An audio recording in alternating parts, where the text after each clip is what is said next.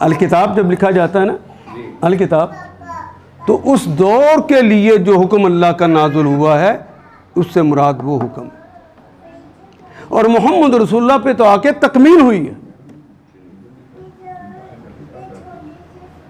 تو جو انہوں نے فرما دیا ہے یہ ہے اصل حکم، یہ فائنل بات کہہ دی گئی، اس کے بعد کوئی نبی نہیں آنا، اس لیے آخری نبی کی بات چلے۔ ہاں وہ زمانہ تھا کہ آدم علیہ السلام کا بیٹا پیدا ہوا، بیٹی پیدا ہوئی، اسی کا حکم آ گیا ایک بیٹے اور بیٹی کی حقیقی بہن بھائیوں کی شادی کر دو، تو اس زمانے کا حکم وہی تھا۔ دو بہنوں کے ساتھ ایک وقت میں شادی کی جا سکتی تھی، جس طرح سے یعقوب کے دونوں بیویاں حقیقی بہنیں تھیں، لیکن اس کے بعد نیا حکم آ گیا کہ اب نہیں کی جا سکتی۔